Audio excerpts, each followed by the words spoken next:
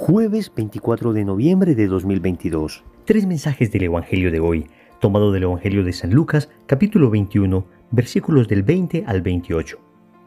En aquel tiempo, dijo Jesús a sus discípulos: Cuando vean a Jerusalén sitiada por ejércitos, sepa que entonces está cerca su destrucción. Entonces, los que estén en Judea, que huyan a los montes. Los que estén en medio de Jerusalén, que se alejen. Los que estén en los campos, que no entren en ella. Porque estos son días de venganza para que se cumpla todo lo que está escrito. Ay de las que estén encinta o criando en aquellos días. Porque habrá una gran calamidad en esta tierra y un castigo para este pueblo. Caerán a filo de espada, los llevarán cautivos a todas las naciones, y Jerusalén será pisoteada por gentiles hasta que alcancen su plenitud los tiempos de los gentiles. Habrá signos en el sol y la luna y las estrellas, y en la tierra angustia de las gentes, perplejas por el estruendo del mar y el oleaje, desfalleciendo los hombres por el miedo y la ansiedad ante lo que se le viene encima al mundo, pues las potencias del cielo serán sacudidas. Entonces verán al Hijo del Hombre venir en una nube con gran poder y gloria. Cuando empiece a suceder esto, levántense, alcen la cabeza, se acerca su liberación. Palabra del Señor. Gloria a ti, Señor Jesús. Querida familia, seguimos en este que se conoce como el discurso escatológico de Jesús. Ya lo hemos dicho en los evangelios que hemos meditado en estos días y hoy lo repetimos. El Señor está hablando aquí, en primer lugar, de la destrucción de Jerusalén que sucedió hacia el año 70 de nuestra era, cuando Tito, hijo del emperador Vespasiano, destruyó Jerusalén y con ella su majestuoso templo. Aquí el Señor sigue hablando entonces de este acontecimiento, pero también nos habla de su segunda venida. Creemos por fe católica que el Señor ha de volver. Cuando en el día de la ascensión el Señor se pierde entre las nubes, dos ángeles aparecen a los apóstoles y les dicen: ¿por qué miran hacia arriba? Así como le vieron irse, va a volver. Y esto es lo que creemos y esto es lo que esperamos. Vamos a meditar entonces tres mensajes de este evangelio. Primero, prepárate para el combate. Segundo, Jesús sana tu ansiedad. Tercero, se acerca tu liberación. Vamos con el primer punto. Prepárate para el combate. Dice el Señor en el evangelio: cuando vean a Jerusalén sitiada por ejércitos, sepan que entonces está cerca la destrucción de Jerusalén. Y sigue diciendo: los que estén en Judea, que huyan a los montes. Los que estén en medio de Jerusalén, que se alejen. Los que estén en los campos, que no entren en ella. Porque estos son días de venganza para que se cumpla todo lo que está escrito. Hasta aquí el texto bíblico.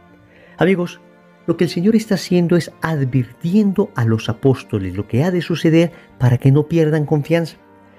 Es decir, cuando suceden acontecimientos de esta índole, naturalmente uno tiene la tentación de perder el ánimo, la confianza, de pensar que todo está perdido. Pero los cristianos recordaban las palabras de Jesús. 40 años antes el Señor ya había dicho que esto sucedería. Nos referimos en primer lugar a la destrucción de Jerusalén. Pero incluso refiriéndose al fin del mundo, cuando empiecen a suceder estos acontecimientos, entonces recordaremos que el Señor ya nos había advertido. Como dice el adagio popular: guerra avisada no mata soldado. De manera que en la medida en que estos signos se van haciendo más claros, en que estas profecías se van cumpliendo con mayor precisión, los católicos decimos: yo ya sabía que esto pasaría. Y nos preguntarán: ¿cómo lo sabías? Y les diremos: mi maestro me lo advirtió. Jesús lo había dicho. De manera que lo que está sucediendo no está salido de control. Óyeme bien. Cuando el Señor advierte esto, en el fondo lo que nos está diciendo es: tranquilos, todo esto ha de suceder, pero yo sigo teniendo el control. Esto se los digo para que sepan que yo sigo teniendo el control. Ojo, no significa que el Señor esté ocasionando estos acontecimientos.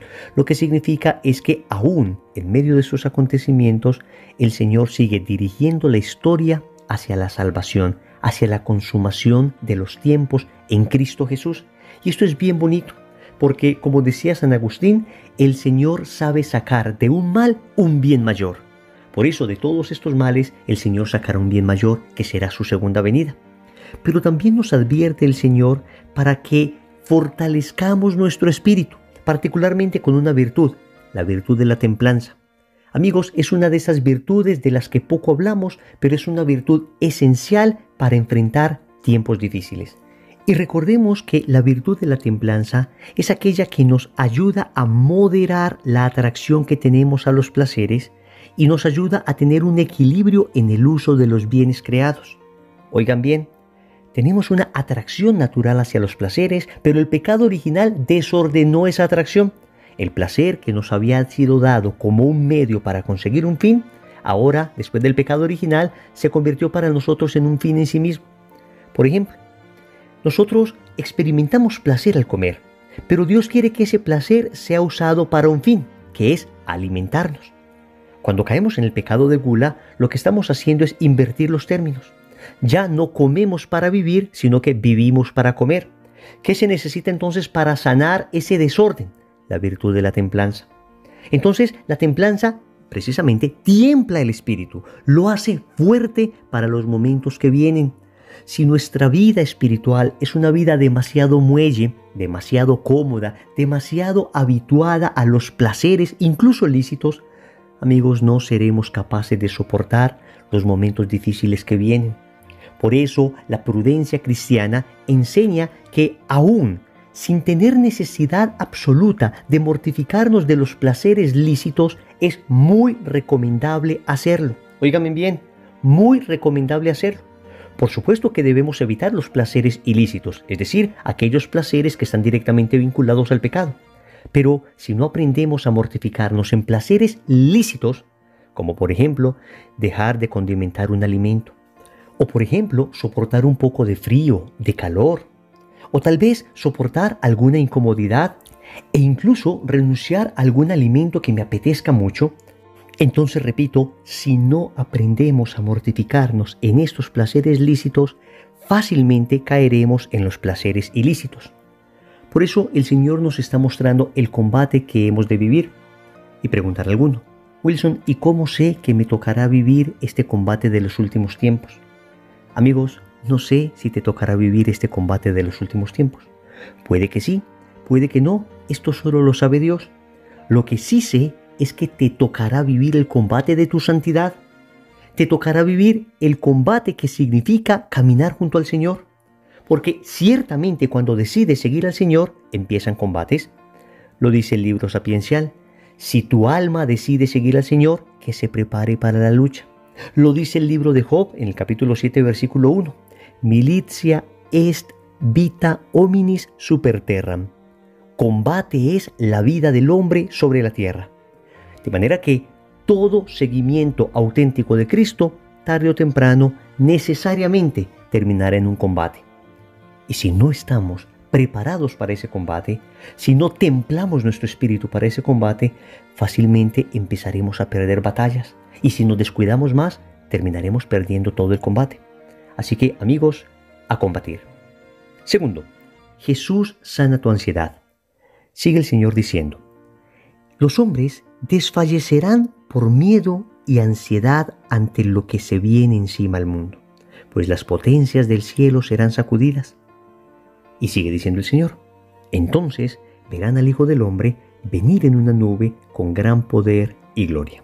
Hasta aquí estos dos extractos de este Evangelio. Amigos, hoy el Evangelio nos está hablando de ansiedad. Claro, el Señor habla de estos acontecimientos duros, acontecimientos muy fuertes que naturalmente despiertan ansiedad en las personas. Pero traigamos este Evangelio a nuestros días. La ansiedad es definida como un estado mental que se caracteriza por una gran inquietud, una intensa excitación y una extrema inseguridad. Óyeme bien, estoy seguro que tú has padecido ansiedad como yo he padecido ansiedad. En estos tiempos difíciles que hemos vivido en el mundo, tal vez la respuesta natural nuestra ha sido la ansiedad. Y debemos decir que ciertamente hay una ansiedad muy vinculada a factores biológicos, a factores fisiológicos. Y bueno, esta ansiedad debe ser tratada médicamente. Pero también es cierto que hay una ansiedad mucho más vinculada a factores psicológicos y espirituales. Y de esta es de la que quiero que hablemos. Amigos, esta inquietud interior, esta sensación de inseguridad, esta turbación interior que produce la ansiedad, la inmensa mayoría de veces está vinculada a una deficiente vida espiritual, a una deficiente confianza en el Señor. La inmensa mayoría de veces tenemos ansiedad porque estamos confiando demasiado en nosotros mismos y creemos que somos nosotros los que tenemos que resolver todo. Y cuando nos chocamos contra la realidad de que no somos capaces de controlarlo todo, no somos capaces de resolverlo todo, no somos capaces siempre de responder a la altura de los acontecimientos frente a los que nos encontramos, entonces, claro, ese vacío que hay entre la realidad y mi capacidad me genera ansiedad. Pero amigos, la solución no es estar ansioso, la solución no es estar turbado en el interior, la solución es Cristo. Óyeme bien, el Evangelio nos dice que tendremos ansiedad, pero inmediatamente después el Señor dice, entonces verán al Hijo del Hombre venir en una nube con gran poder y gloria. El Señor lo que está diciendo es que el ser humano tendrá ansiedad ante acontecimientos que le superan, pero Él vendrá con poder y gloria, precisamente a pisotear todos estos acontecimientos que nos superan. A lo que te quiero invitar hoy es a que en vez de que te llenes de ansiedad, te llenes de Cristo. En vez de que tu corazón esté lleno de zozobra, te invito a que tu corazón esté lleno de Jesús. Y este Jesús te generará confianza. Y esta presencia de Cristo en tu interior te generará la certeza absoluta de que el Señor tiene todo bajo control, de que estos acontecimientos que no entiendes y que estás viviendo en este momento tendrán solución. Tranquilo, espera un poco. El Señor está escribiendo historia de salvación a través de este acontecimiento, pero no tiene sentido que te sigas angustiando, porque la angustia no trae soluciones. La mayoría de las veces la angustia más bien aumenta los problemas. La angustia, la mayoría de las veces, no nos deja ver con claridad las salidas. Repito, aquí estoy hablando de una angustia más de carácter psicológico, más de carácter espiritual. Ciertamente hay angustias, ansiedades, como lo dijimos al principio, más de carácter biológico, por algún tipo de desestabilización hormonal.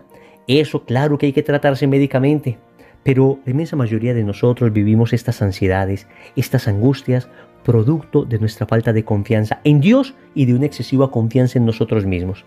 Entonces, repito, si confiamos demasiado en nosotros, la respuesta va a ser la ansiedad. Pero si empezamos a confiar más en Dios, si hacemos lo que nos corresponde de la mejor manera posible, pero confiamos el resto a Dios y le decimos, Señor, maneja tú mi vida. Señor, aquí te entrego el timón, encárgate tú. Yo por mi parte haré lo que me corresponde, pero sé que tú, Señor, finalmente serás el que conduce los destinos de mi vida. Cuando hacemos eso, entonces nuestra alma se llena de paz. Entonces los acontecimientos que naturalmente nos turban, nos llegan a turbarnos hasta el punto de perder la paz interior. Y para esto, amigos, es necesario volver a una práctica espiritual católica que hemos perdido, y es la meditación cristiana. Cuando uno es capaz de aquietarse, cuando uno suspende por un instante todas esas actividades que nos agobian para adentrarse en uno mismo, para meditar y reflexionar en torno a los misterios de la vida de Cristo, por ejemplo a través del Santo Rosario, por ejemplo a través de un buen libro espiritual, por ejemplo a través de la lectura orante de la palabra de Dios, esto tiene como consecuencia inmediata la serenidad en el espíritu. Esto te trae quietud, te trae paz, te trae tranquilidad. Pero repito, para ello hay que suspender un poco todo lo que está fuera.